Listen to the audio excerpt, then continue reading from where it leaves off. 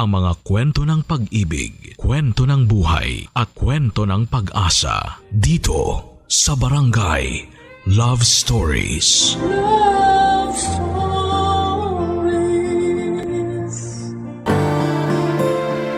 Kapag mahal natin ang isang tao, hindi tayo gagawa ng paraan para sila ay masaktan. Kasi pag mahal natin, dapat inaalagaan at iniingatan. Ikaw kabarangay, anong gagawin mo pag sinaktan ka ng taong mahal mo? Dear Papa Dudut, sumulat ako sa programa ninyong Barangay Love Stories dahil netong mga nakarang araw ay sobrang lungkot ko. Tapos aksidente kong nakita ang isa sa mga uploaded stories ninyo online na agad kong pinakinggan. At nung natapos ko nga ito ay nakaramdam ako ng gaan sa puso ko. Lalo na masasabi kong inspirational talaga yung tema ng naturang kwento. Doon na nagsimula ang pakikinig ko sa programa ninyo tapos ay naisip ko na what if ako naman ang sumulat para humingi ng payo sa mga kabarangay natin, Papa Dudut. Pero bago ko simulan ang pagkukwento ay magpapakilala muna ako sa inyo. Ako po si John David pero tawagin niyo na lamang po ako sa pangalang JD. 32 years old at nagtatrabaho bilang accountant sa isang private company sa Makati. Matangkad din ako, almost 6-footer, mestizo at gwapo. Dahil sa physical kong katangian, mataas talaga ang tiwala at kumpiyansa ko sa sarili ko. Yun din ang dahilan kung bakit naging habulin ako ng mga kababaihan. Wala ano magagawa ko kung pinanganak akong magandang lalaki? Pero syempre aminado rin akong chick boy, lalo na noong hindi ko pa nakikilala yung babaeng nagpatibok sa puso ko. Isang araw, inimbitahan ako ng best friend ko na magpunta sa party ng family nila kung saan ay 70th birthday celebration ng lola nila. Dito ko nakilala si Clarice na girlfriend ng isa sa mga cousin ng kaibigan ko. Maganda siya, sexy at may pagkasingkit. Malakas din ang datingan niya pero at the same time ay hindi siya yung mga tipo ko. Palibasa ay meron na rin akong ibang babaeng tinitingnan sa party na pinuntahan ko pero malabo ko siyang makausap. Kaya naman nagpunta na lamang ako sa cocktail section ng party hall para kumuha ng inumin. At nagkataon naman na nandun din si Clarice na agad napansin ang mga tinginan ko sa babaeng type ko, Papa Dudut.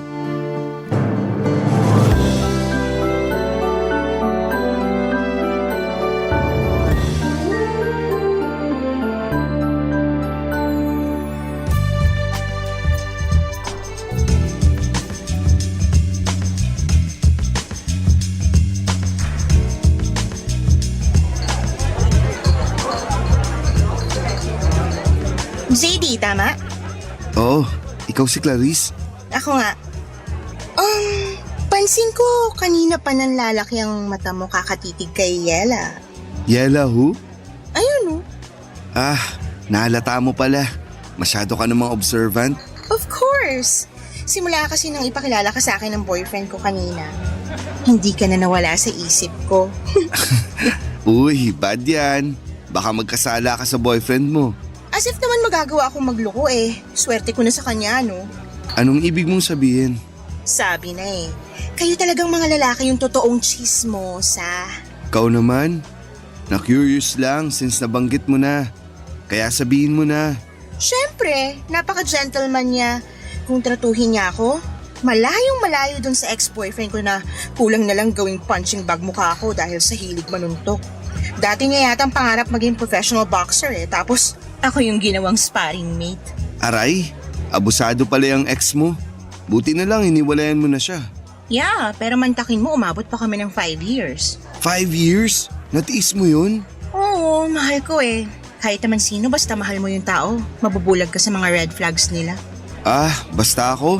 Pinakamatagal ko ng relasyon, 3 buwan. Talaga? Relasyon ba tawag doon or what? Madali kasi ako magsawa sa babae. Gusto ko nagpapalit agad. Hindi ko kaya magtiis sa isang relasyon kapag di na ako masaya. Yan talaga ang mga salitaan ng mga certified chick boy.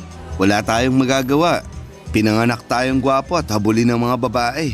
Ay nako, pero sa nakikita ko, ikaw naman yung maghahabol sa babae. Balita ko kasi may pagka-man-hater yang si Ella. NBSB din, kaya good luck sa'yo kung paano mo popormahan. Ganun ba? E di pag naging kami, ibig sabihin ako yung magiging unang boyfriend niya. Ganun na nga. Naniniwala naman ako makukuha ako loob niya kasi lahat ng babae nahuhulog sa akin. Tingnan mo ikaw, na-attract ka nga sa akin, di ba? Huwag mo nga sabihin yan, baka may makarinig sa'yo. Ikaw ang may sabi na simula nung ipakilala ka sa akin ng boyfriend mo, di na ako maalis sa isip mo. Kanina yun, hindi na ngayon. Mahal ko yata boyfriend ko, no?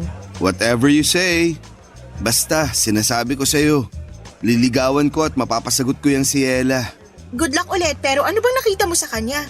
Don't get me wrong, maganda naman siya, pero ang baduy pumorma. Sabi ng boyfriend ko, ganyan na raw si Ella kahit ng mga bata pa sila. Mahinhin, dalagang Pilipina. Yun nga yung nagustuhan ko sa kanya eh.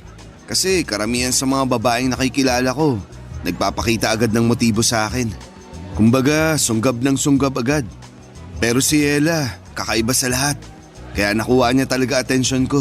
Excited na ako kung paano mo mababali ang sumpa ng pagiging NBSB ni Ella. Kaya nga tulungan mo ako. Anong gusto mong gawin ko? Kunin mo number niya para sa akin. Sure, hihingin ko sa boyfriend ko.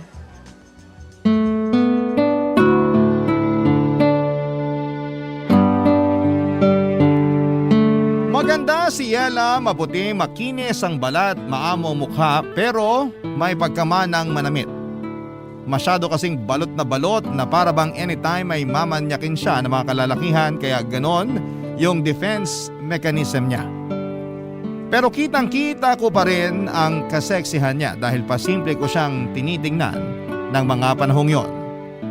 Nakuha niya kasi ang atensyon ko at swerte dahil binigay din sa akin ni Clarice ang contact number niya na nakuha nito sa boyfriend niya.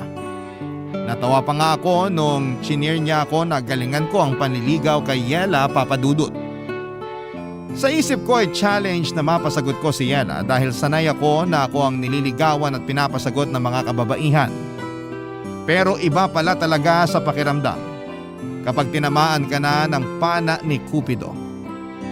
At nangyari nga yon ng unang beses kong makita si Ella. Pagkatapos ng party agad kong tinext ang number niya. Pero ang tagal niya bago mag-reply. Siguro inabot pa ng kinabukasan mga bandang hapon. Akala ko tuloy ay pinagtripan lang ako ni Clarice kaya maling number ang ibinigay niya sa akin. Pero nung i-text ko ulit doon si Ella ay halos lumabas ang puso ko sa aking dibdib dahil sa excitement at kaba nang mag-reply na siya. Natawa pa nga ako kasi para siyang jejemong mag-text. Una niyang tinanong kung sino ako at doon ako nagpakilala sa kanya. Akala ko ay walang magiging progreso ang pag-uusap namin dahil ang tagal na naman ulit bago niya ako nireplyan. Buti na lang at hindi ako sumuko hanggang sa nagtuloy-tuloy na ang pag-uusap namin. Makalipas ang 2 linggo ay nag-decide kaming magkitang dalawa, Papadudut.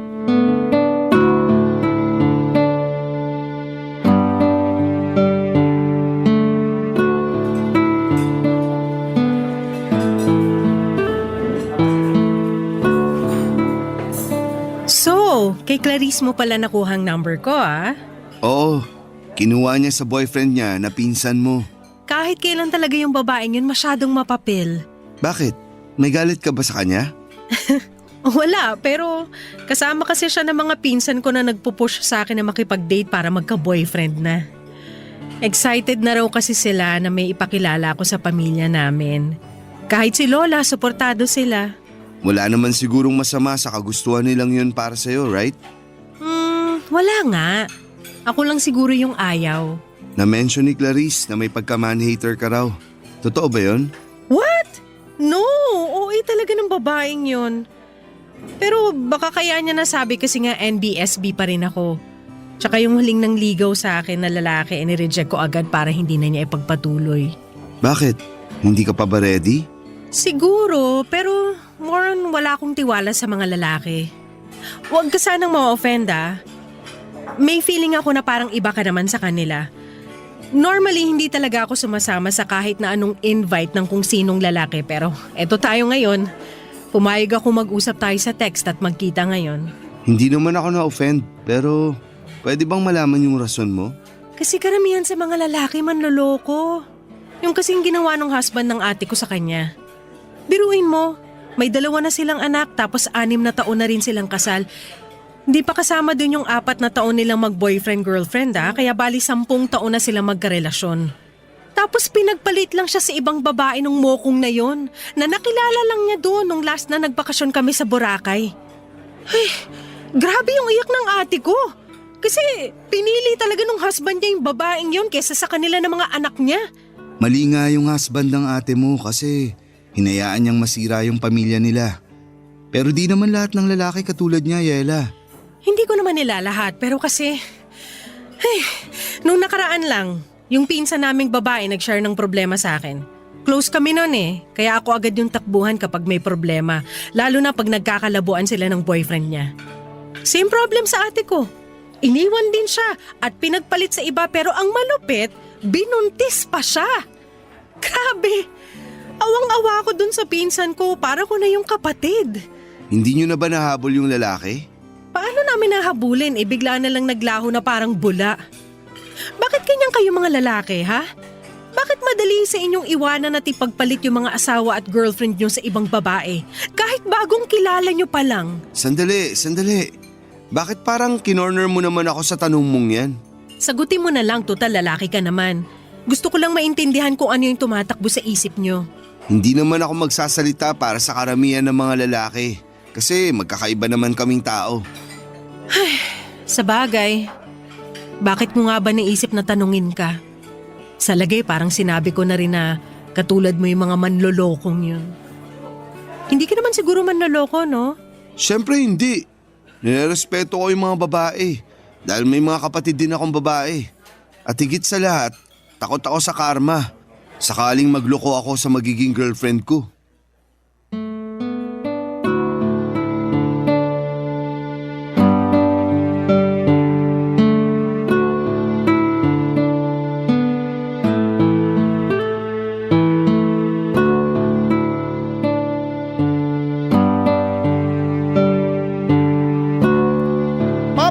After ko siyang i-date sa isang mamahaling restaurant sa isang lugar na kung saan ay hindi ko akalaing magdadala ako ng babae. Pinasyal ko naman siya sa park Papadudut since nabanggit niya na mahilig siya sa nature. At buti na lang dahil maganda ang panahon ng araw na yon. Marami po kaming napag-usapang mga bagay tungkol sa trabaho niya at hobbies niya. Yung iba nga ay mga random things lang pero nagulat ako. Kasi na-enjoy kong pakinggan at malaman yon. After our first meet-up/date ay hinatid ko na si Yela sa apartment na tinutuluyan niya. Pero bago kami maghiwalay ay ninakawan ko siya ng halik sa labi niya. Kabado ako kasi akala ko ay sasampalin niya ako pero kitang-kita ko lang na nag-blush siya at ngumiti Papadudut. Tapos ay nagulat ako kasi bigla niyang inangkla ang mga braso niya sa leg ko. At hinapit ako palapit sa kanya para ipagpatuloy ang aming halikan. Ang date namin yon ay nasundan pa ng ilang paglabas na masasabi kong nauuwi. Or nauuwi sa pag-check-in namin sa motel dahil hindi na talaga namin kayang pigilan ang init ng aming mga katawan. Oo, nakuha ko na si Yela sa kama pero hindi pa kami mag-on. Kaya nag-worry ako ng husto dahil baka wala talaga siyang planong makipagrelasyon sa akin. Pumayag naman siyang ligawan ko pero hindi niya pa rin ako sinasagot. Ewan, hindi lang ako sanay siguro kasi si Yela ang unang babaeng niligawan ko. Kaya naman may pangamba sa puso ko na baka pinapaasa niya lamang talaga ako. At sa huli wala akong mapala sa kanya ng mga panahong yon. Papa Dudut. Barangay Love Stories. Barangay Love Stories. Pero lahat ng agam-agam ko kay Yela ay nawala. Noong pagkaraan ng isang buwan na panliligaw sa kanya ay binigay na niya sa akin ang matamis niyang oo. Grabe. Pakiramdam ko ako na ang pinakamaswerteng lalaki sa mundo dahil girlfriend ko na siya, Papa Dudut. Sa sobrang saya ko noong sinagot niya ako sa isa sa mga date namin, nilibre ko yung mga katabi naming table na kumakain. Wala sobrang in love ako kay Yela at ang sarap-sarap nito sa pakiramdam.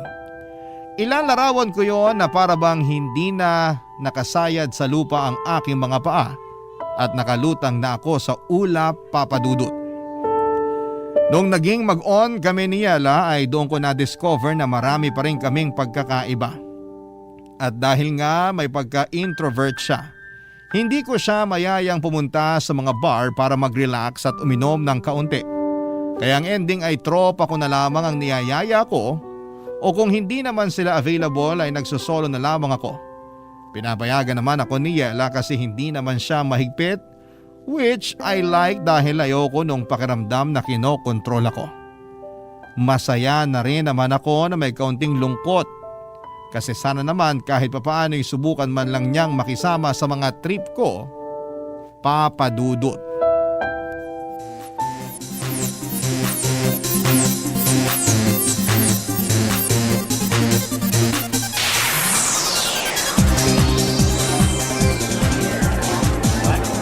Long time no see, JD. Hi, Clarice! Long time no see rin. May kasama ka ba? Wala, solo trip. Ikaw? Wala rin. Akala ko pa naman kasama mo si Yela. Congratulations pala kasi sa wakas nasira mo na yung sumpa ng pagiging NBSB niya. Thank you. Sabi ko naman sa'yo, mapapa-oo ko siya. Ikaw wala kang tiwala sa kagwapuhan ko. Kasalanan ko bang mawalan ng tiwala sa'yo? Naghuhumiyaw din yung pagiging chick boy mo. Hindi na ako chick boy. Good boy na ako. Nax, pwede ba yun? Ang alam ko kasi once na chick boy ka na, forever chick boy ka na. Masyado ka namang judgmental. Okay, pero bakit mag-isa ka lang ngayon dito? At dito pa talaga sa bar? Kasi ayaw naman sumama ni Yela. Hindi raw siya mahilig sa ganitong klase ng lugar. Maingay, tapos magulo. At di rin kasi umiinom yun. Pero alam naman niya na nandito ako. Kanina lang, kausap ko nga siya bago kita nakita Uy, updated yan. Malapit na tuloy ako maniwala na nagpapaka-good boy ka na talaga. Siyempre, mahal ko si Yela Kaya lang... Kaya lang ano? Kasi ang dami-dami naming pagkakaiba, lalo na sa hobbies. Nakakatampo lang kasi. Di man lang niya magawang mag-adjust para sa akin. Katulad na lang nung pagsama niya rito sa bar para mag-chill. Last time, sinamahan ko siya sa pottery lesson niya. Kahit na di ko gustong napuputikan yung mga kamay ko. Basta makita ko lang siyang masaya. Masaya na rin ako. Tapos kamakailan lang din, sinamahan ko siya dun sa one-day workshop tungkol sa flower arrangement. Uy, maganda yon. Hindi ka ba nag-enjoy?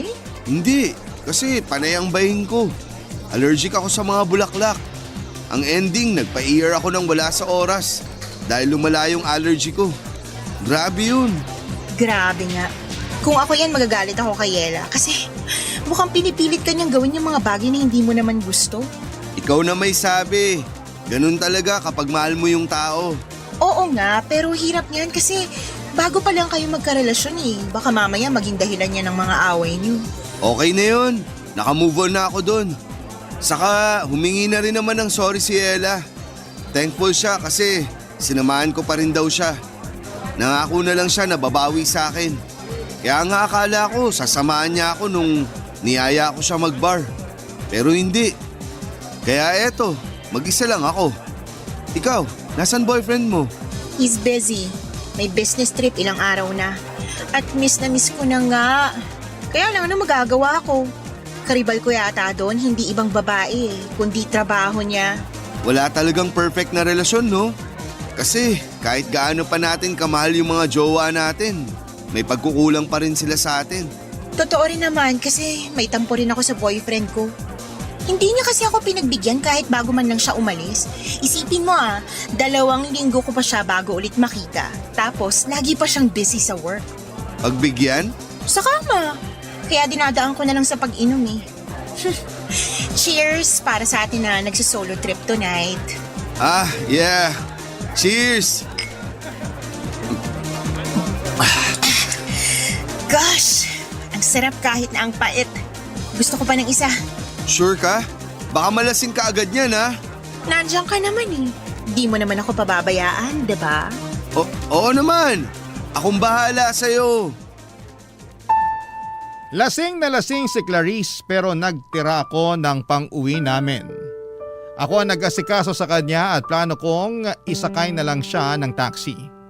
Pero hinatak ako ni Clarice sa loob ng naturang taxi na pinara ko para sa kanya at pilit na pinapasama ako. Kaya wala na akong nagawa pa. Naisip kong i-check-in na lamang siya sa isang motel para doon magpalipas ng gabi. Tapos ay iiwanan ko na siya doon at uuwi na.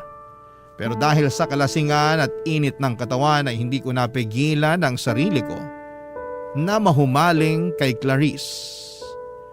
Nagsimula lang yon sa paghawak at halikan hanggang sa may nangyari na sa aming dalawa. Nakailang rounds din kami bago kami nakatulog sa sobrang pagod. Kinabukasan ay hiyang-hiya kami sa mga sarili namin nang nahimasmasa na kami. Nakiusap ako sa kanya na huwag ipagsasabi kahit kanino ang nangyari sa amin dahil mahal ko ang pinsan niya. Sumang-ayon naman si Clarice dahil may boyfriend din siya noong mga panahong yon. Nauna ako mag-check out sa kanya at agad kong tinext si Yela. Dumaan ako sa coffee shop at binili yung paborito niyang kape. Sunod kong pinuntahan ay yung pinakamasarap na cake and pastry shop na kinakainan namin. At bumili din ako doon na kasama kong dinala sa kanya.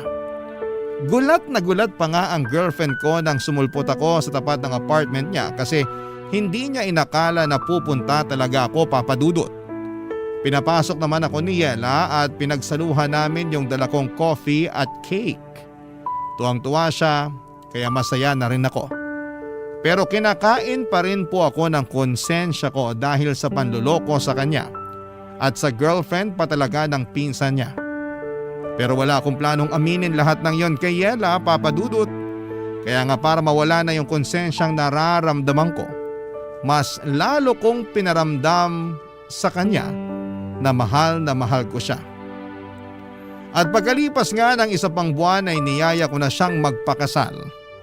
Umuo naman si Yela at simpleng garden wedding yung nangyari. Invited pa nga si Clarice at grabe ang kaba ko.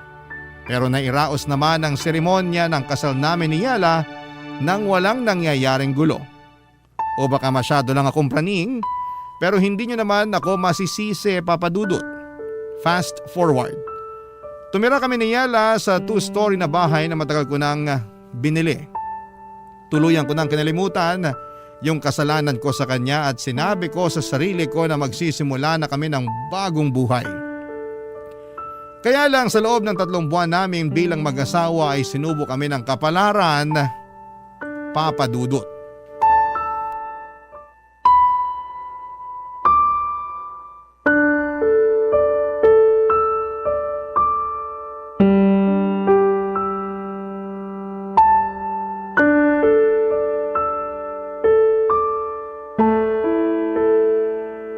Negative na naman, babe.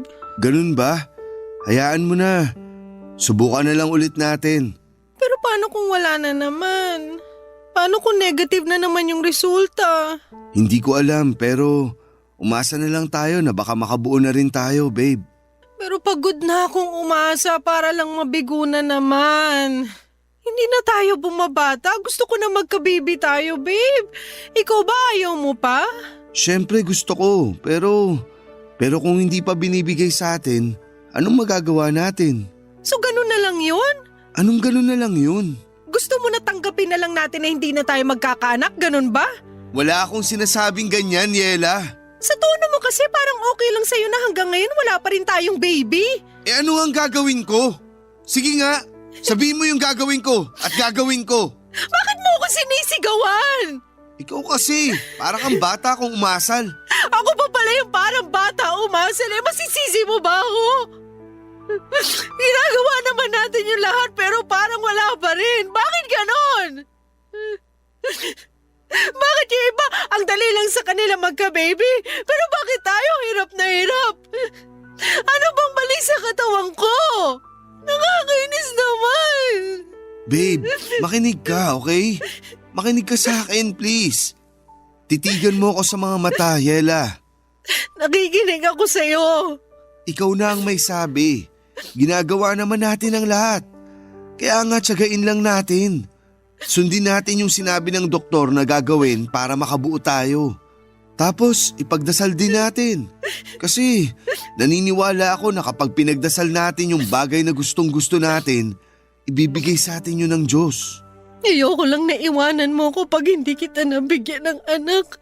Bakit ko naman gagawin yun? Hindi ko lang mapigilang matakot. Hindi ko gagawin yun sa'yo. Hindi kita iiwanan dahil lang di mo pa ako mabigyan ng anak. Di ba? Nangako tayo sa harap ng Diyos na aalagaan natin ang isa't isa, na mananatili tayo sa tabi ng isa't isa sa hirap at ginhawa. Kaya bakit ko naman sisirain yung sumpaan natin yun? Sige nga. Pasensya na ako, masyado lang akong praning. Ayoko lang masira yung pamilya natin lalo na nagsisimula pa lang tayo. Hindi masisira ang pamilya natin kahit naabutin pa tayo ng ilang dekada na mag-asawa. At kung kalooban ng Diyos na hindi tayo magkaanak, di pa rin kita iiwan, babe. Mahal na mahal kita. Ikaw yung babaeng pinili kong makasama habang buhay. Kaya tutuparin ko yung pinangako ko sa'yo nung kasal natin. Mahal na mahal din kita. At ikaw din yung lalaking gusto ko makasama habang buhay. Kaya salamat, babe. Kasi napanatag na yung kalooban ko. Mabuti naman. Halika nga, yakapin kita. Huwag mo na munang isipin na wala pa rin tayong baby hanggang ngayon, ha?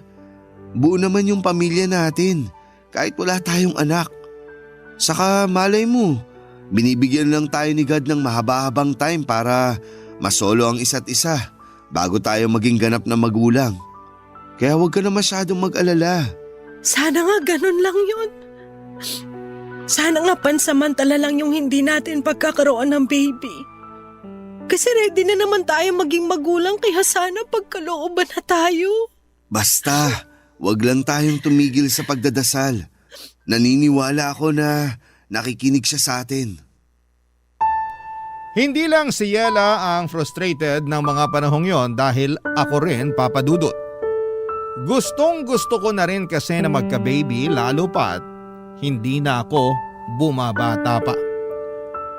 I'm already 31 that moment at yung ibang batchmate ko ay may 2 o 3 anak na. Malaki rin ang pagsisisi ko kasi sana noon pa lamang ay nakilala ko na si Yela para maaga kaming nakapagsimula ng pamilya. Tapos kung kailan pwede na ay saka naman kami hindi magka-baby. Sa kabila ng lahat ay alam kong mas matindi yung lungkot na nararamdaman ng misis ko dahil hindi niya ako mabigyan ng anak.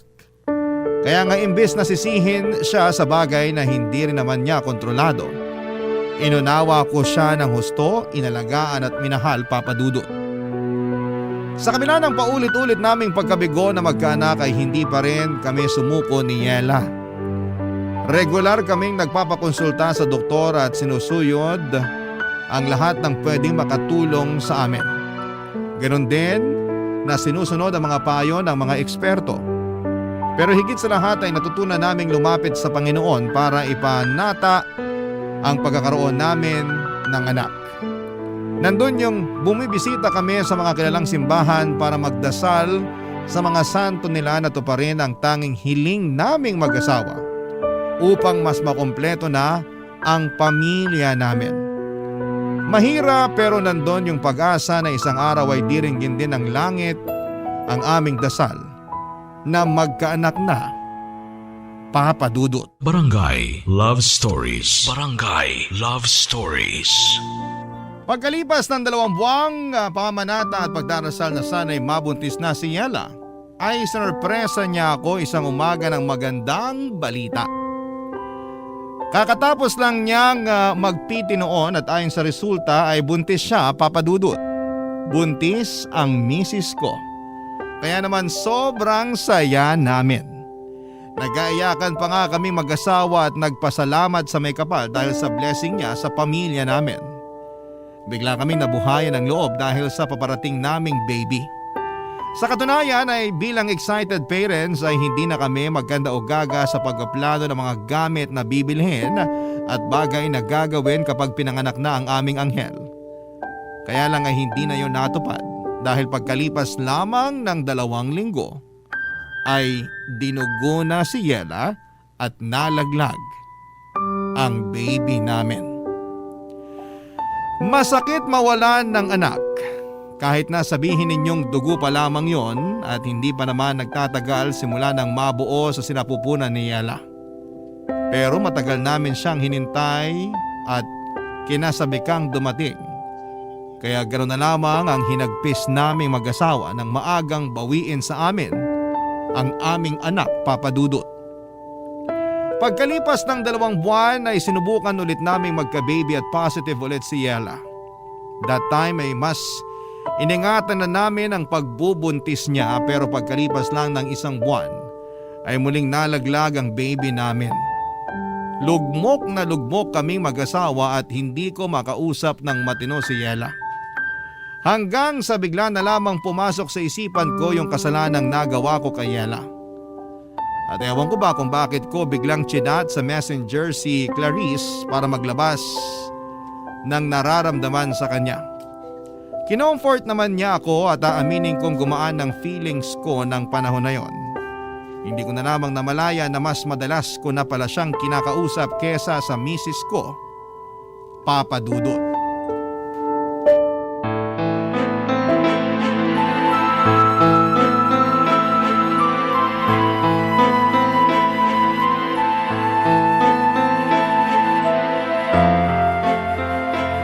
Hayop ka, JD! Ano to?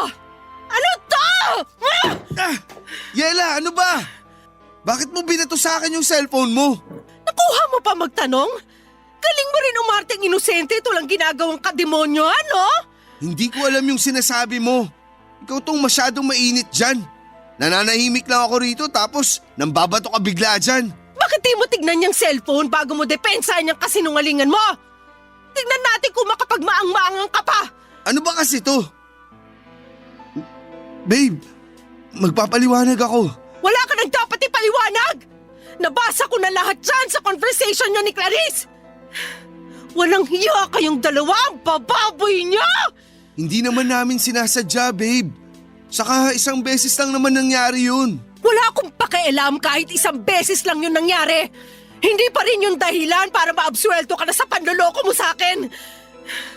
Kaya pala, ang lambing-lambing mo nung araw na yon kasi may kasalanan ka, demonyo ka. May papunta-punta ka pa sa apartment ko at padala-dala ng kape at pagkain, yung pala. Gusto mo lang linisin yung konsensya mo. Kasama rin ba sa plano mo ipakasalan ako? Pinakasalan kita kasi mahal kita, babe. Huwag mo nga ako tawagin, babe. Nasusuka ako sa pagbumuka mo. Makinig ka kasi muna sa akin. Sige, bibigyan kita ng 1 minuto para magsalita. Sabihin mo na lahat ng gusto mong sabihin. Siguraduhin mo lang na makukumbinsi mo ako sa mga idadahilan mo dahil kung hindi, ewan ko na lang. Please, Yela. Huwag mo akong iwan. Hindi ko kakayanin pag nawala ka sa akin. Mahal kita eh. Yung nangyari sa amin ni Clarice, wala lang yun. Dahil lang yun sa alak. Saka kasalanan niya kasi inakit niya ako. Nagmagandang loob lang ako na i-check-in siya nun sa motel. Kasi lasing na lasing siya. Pero siya tong nagbigay ng motibo. Pero pinatulan mo pa rin. Ibig sabihin gusto mo rin. Ibig sabihin malisyoso ka. Kaya ginalaw mo siya. O tapos ano na ngayon? Ha? Sa kanya ka naman nagpapa-comfort kasi alam mong devastated ako dahil sa pagkawala ng mga anak natin? Ha? Ganun ba yon, JD? Hindi lang naman ikaw yung nagluluksa. Ako rin naman. Pero napaka-unfair mo. At ako pa yung unfair! Oo, kasi akala mo ikaw lang yung nawalan eh. Ako rin naman. Lagi kang nagagalit sa akin na para bang kasalanan ko kung bakit di nabubuhay yung mga anak natin. Hindi mo ako kinakausap kaya sino kakausapin ko? Tapos doon ko na naisip si Clarice kasi alam ko maiintindihan niya ako at di nga ako nagkamali. Ang kapal ng mukha mo! Wala kaming ginagawang masama ni Clarice. Nagpapa-comfort lang ako sa kanya. Pero bakit ka nagpapa-comfort sa ibang babae? May asawa kang tao! Alam mo, napakabulok ng katwiran mo! Walang ginagawang masama natikman nyo na nga yung isa't isa! Yela, huwag kang magsalita ng ganyan. Bakit? Nahihiya ka? Aba, dapat lang na mahiya ka kasi nakakahiya naman talaga yung ginawa nyo! Nakakadiri kayo! Nasusuka ako sa inyo!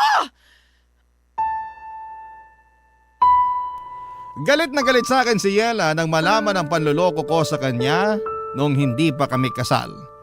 Pero wala na rin naman ako magagawa para itama ang pagkakamaling yon dahil sa nangyari na. Pilit kong pinaintindi sa kanya na dala lamang yon ang kalasingan at bugso ng damdamin pero nagbingi-bingihan si Yela sa mga rason ko. Hindi ko na alam ang gagawin ko noon at naiyak na lamang din ako sa sobrang aburido dahil sa kamalasang nangyayari sa pamilya namin. Galit na galit sa akin si Yela, kulang na lamang ay isumpa niya ako, Papa Dudut. Muli ako nakaramdam ng konsensya sa mga kasalanan ko sa kanya pero thankful pa rin ako dahil hindi ako hiniwalayan ng misis ko. Siguro kahit papaano ay tinablan siya ng pakiusap ko na huwag akong iiwanan. Mahal na mahal ko kasi siya. At nangako ako na gusto kong bumawi sa mga pagkakasala ko sa kanya. At kahit na hindi naman siya sumagot o sumang-ayon, ramdam ko na binigyan pa rin niya ako ng pagkakataon.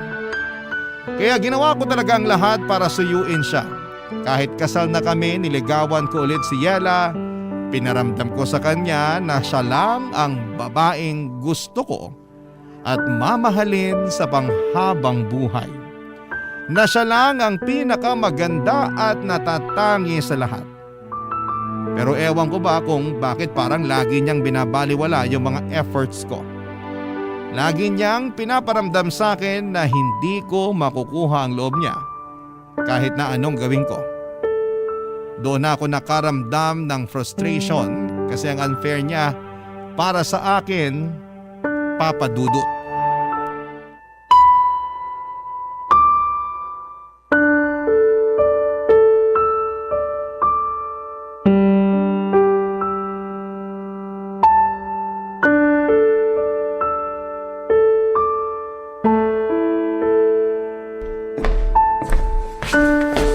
Babe, pinagluto kita ng paborito mong sopas.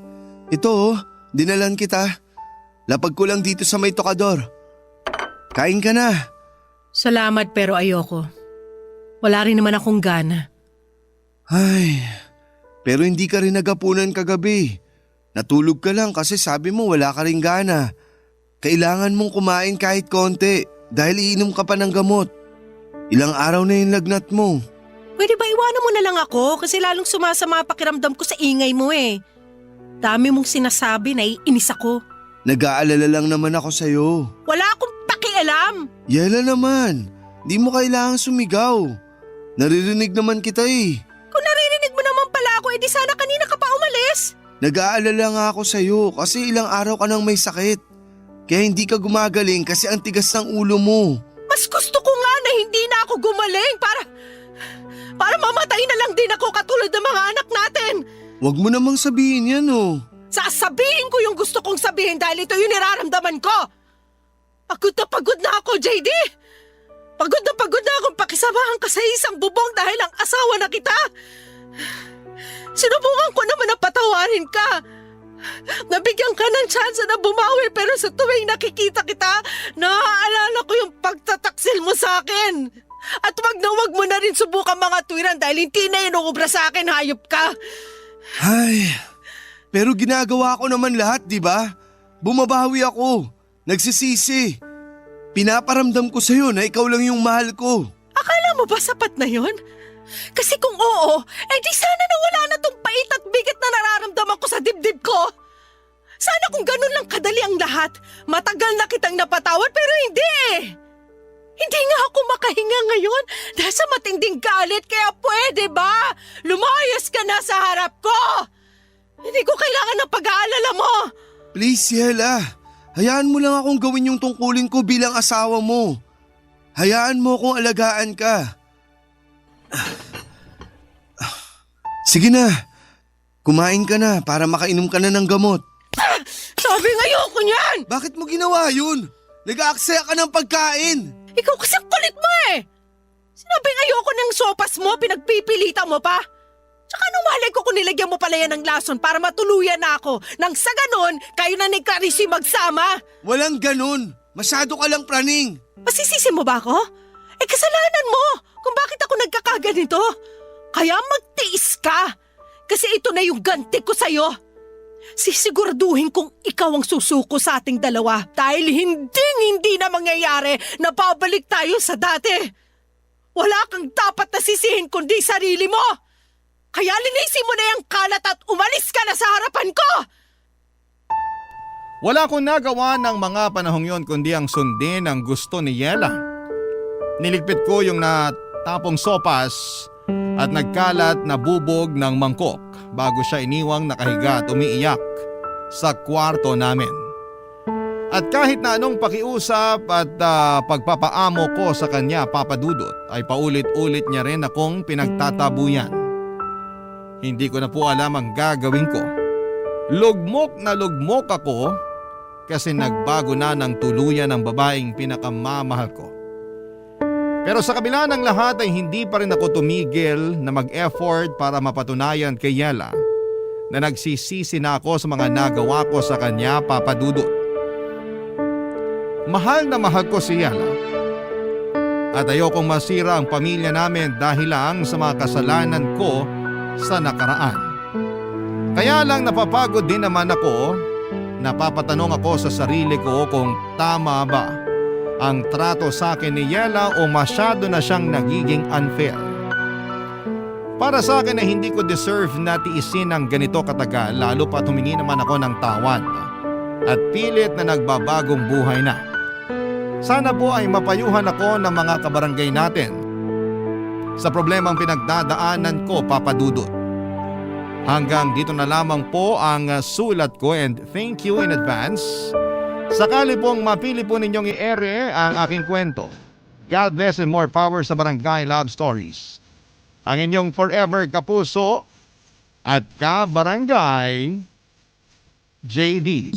Nagustuhan ng iyong napakinggan? Ituloy yan via live stream sa www.gmanetwork.com/radio. Barangay LS 97.1